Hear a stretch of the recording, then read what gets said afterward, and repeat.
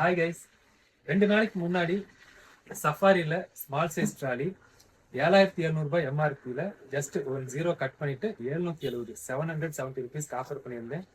இவர் தான் இந்த ப்ராடக்ட் வாங்கினது.